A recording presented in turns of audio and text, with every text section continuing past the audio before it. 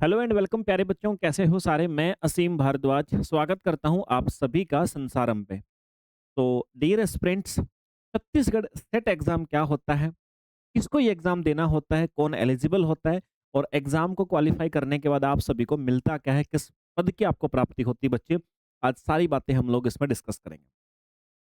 देखो बेटा, सिंपल सी बात मेरी तरफ से आपके लिए ये है कि भाई जिसको भी अपने राज्य के अंदर जिसको भी अपने राज्य के अंदर सहायक प्राध्यापक सहायक प्राध्यापक बनना है बच्चे, या जिसको आप लोग कह सकते हैं असिस्टेंट प्रोफेसर। असिस्टेंट प्रोफेसर जिसको भी अपने राज्य के अंदर बनना है, ठीक है, तो उसको बनने के लिए एक सीढ़ी का काम करता है आपका छत्तीसगढ़ सेट का एग्जाम। भाई असिस्टेंट प्रोफेसर बनने के लिए आपकी गवर्नमेंट की तरफ से, सरकार की तरफ से क्या होती है सर, वैकेंसी निकाली जाती है, जिसको आप एपी की वैकेंसी बोलते हो या सहायक प्राध्यापक की वैकेंसी बोलते हो। ये जब वैकेंसी आती है ना बच्चे, तो इस वैकेंसी को वही बच्चा फिल कर सकता है जिस बच्चे ने छत्तीसगढ़ सेट या सीजी सेट का एग्जाम पहले क्वालिफाई किया हुआ होता है। यानी सीजी सेट का ऐसा एग्जाम होता है जिसको आपने क्वालिफाई किया है, तो ही आप असिस्टेंट प्रोफेसर की वैकेंसी आपके राज्य में आती है, आप उनका फॉर्म फिल कर सकते हो और फिर आप एपी का एग्जाम दे करके और फाइनली बच्चे अपना सिलेक्शन ले सकते हो। ठीक है सर। अब इस एग्जाम के लिए एलिजिबल कौन है सर? एलिजिबल के लिए मेरे भाई एक बात याद रखना, जिसने भी अपनी मास्टर्स कर रखी है बच्चे, ठीक है, जिसने भी मास्टर्स डिग्री कर रखी है और 55% मार्क्स से कर रखी है, अगर वो जनरल या ईडब्ल्यूएस कैटेगरी में है और अगर वो एससी एसटी कैटेगरी में, रिजर्वेशन वाली कैटेगरी में है, तो 50% मार्क्स से जिसने मास्टर डिग्री कर रखी है वो एलिजिबल है इस फॉर्म को भरने के लिए।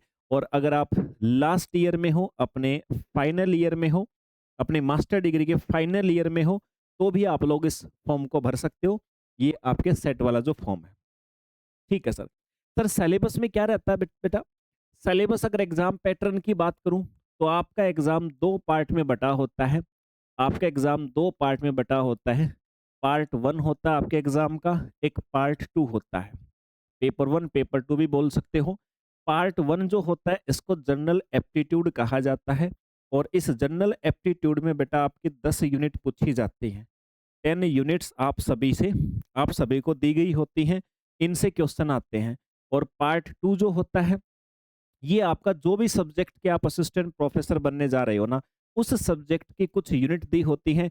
सामान्यतः जैसे फॉर एग्जांपल अगर आप लाइफ साइंस, भाई मैं लाइफ साइंस पढ़ाता हूँ, तो लाइफ साइंस के अगर आप सहायक प्राध्यापक बनने जा रहे हो, तो लाइफ साइंस की 13 यूनिट आपको दी जाती हैं यहाँ पर, जिनसे क्वेश्चन पूछे जाते हैं।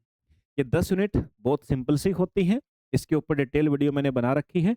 और ये 13 यूनिट हर बच्चे के अपने अपने सब्जेक्ट की होती है, किसी की कम होती है, किसी की ज़्यादा भी होती है। Okay sir. ये पार्ट वन जो है, यहाँ पर 50 क्वेश्चन होते हैं और 2 नंबर का एक क्वेश्चन होता है, कुल मिलाकर के 100 मार्क्स का आपका होता है पार्ट वन। और ये दूसरा पार्ट जो होता है बच्चे, जो आपका सब्जेक्ट होता है, यहाँ पे 100 क्वेश्चन होते हैं, एक क्वेश्चन 2 नंबर का, यानी आपके 200 नंबर का ये दूसरा पार्ट होता है। 300 नंबर का आपका पेपर होता है। टोटल आपका 300 नंबर का पेपर होता है, 300 मार्क्स का। अगर आप बात करो तो जनरल कैटेगरी 185 नंबर के आसपास, जिस बच्चे के 180 से 185 नंबर होते हैं, जनरल कैटेगरी से वो इस एग्जाम को क्वालिफाई कर लेता है। बाकी रिजर्वेशन वाले 10-10 नंबर का गैप कर दो, ओबीसी वाले हैं, ईडब्ल्यूएस वाले हैं तो और 10 नंबर कम कर दो, 170 से 175 के आसपास कर दो। ऐसे चलते चलते फाइनल जो सबसे ज्यादा छूट जिसको मिलती है, वो लगभग 130 नंबर के आसपास भी बच्चों का सिलेक्शन हो जाता है। ठीक है बेटा, ये मैंने आपको क्राइटेरिया बता दिया सर सिलेक्शन के लिए। Okay sir. अब सर बात किस चीज़ की आती है? अब बात आती है सर हमारी प्रिपरेशन की, इस एग्ज़ाम की तैयारी कैसे करें सर हम? तो मेरे भाई, अभी आप सभी का एक बात ध्यान रखिएगा, अभी आपका अक्टूबर-नवंबर में एग्ज़ाम होने वाला है। अक्टूबर-नवंबर में लगभग अभी तक के हिसाब से 4 अक्टूबर को आपका एग्ज़ाम की तिथि आपको दी गई है और अक्टूबर से डेढ़ महीना पहले इसके फॉर्म आउट हो जाएँगे। तो आपके पास में आप मान सकते हो अभी 3 महीने के आसपास लगभग बचे हुए हैं। तो 3 एक महीने में प्रिपरेशन आप इसकी कर सकते हो, क्योंकि सेट एग्जाम एक एलिजिबिलिटी टेस्ट है और इसका सिलेबस जो आप है, आप अगर बुद्धिमत्ता के साथ, बुद्धिमानी के साथ कवर करोगे तो बहुत आराम से हो जाएगा 3 महीने में। आप सभी जानते हो पिछली बार अभी एमपी सेट आया था, तो वहाँ भी हमने लगभग 3 से 4 महीने का एक बैच लॉन्च किया था। लगभग 35-37 के आसपास बच्चे उस बैच में से आपके क्वालीफाई किए थे, तो आप भी कर सकते हो बच्चे। करना क्या होगा सर आपको इस एग्ज़ाम को निकालने के लिए? तो मेरे भाई, जिस बच्चे को कंप्लीट सिलेबस लाइफ साइंस का करना है तो योद्धा बैच है, paper 1 plus paper 2 complete batch मिलेगा आपको, live plus recorded. Sansaram application download करेंगे, वहाँ मिलेगा। पिछले 5 साल के आपके राज्य में जितने भी सेट एग्ज़ाम हुए हैं और आपके आस-पास के राज्य में जितने सेट एग्ज़ाम हुए हैं, सबके क्वेश्चन्स यूनिट वाइज़ आपको इस बुक में मिलेंगे। तो ये आपके कांसेप्ट सीखने के लिए बैच है बच्चे, और आपके प्रैक्टिस करने के लिए वो क्वेश्चन्स जो अक्सर आपके एग्ज़ाम्स में रिपीट होते हैं, ये बुक है जिसके अंदर हर क्वेश्चन की डिटेल्ड एक्सप्लेनेशन, हिंदी और इंग्लिश दोनों में लैंग्वेज में आपको क्वेश्चन मिलेंगे। बुक भी आप संसार में एप्लीकेशन से ऑर्डर करेंगे, तो आपके घर पे बच्चे पहुँचा दी जाएगी। आप भारत के किसी भी कोने में हो, आपके घर आ जाएगी। अब बच्चे अपनी अपडेट पाते रहने के लिए कब कौन-सा फॉर्म आता है, कब कौन-सा रिज़ल्ट आता है, आप सभी के लिए फ्री सर्विस है। ये बेटा टेलीग्राम आपका चैनल है, इस क्यूआर कोड से आप अपने कैमरे से स्कैन करोगे, लिंक आ जाएगा, उससे आप इसको जॉइन कर सकते हो। और जो बच्चा चाहता है साथ में कि सर कुछ क्विज़ और ये जो नोट इन्फॉर्मेशन व्हाट्सएप पे भी मिलती रहे, तो ये व्हाट्सएप का चैनल है बच्चे, इसको जॉइन कर सकते हो।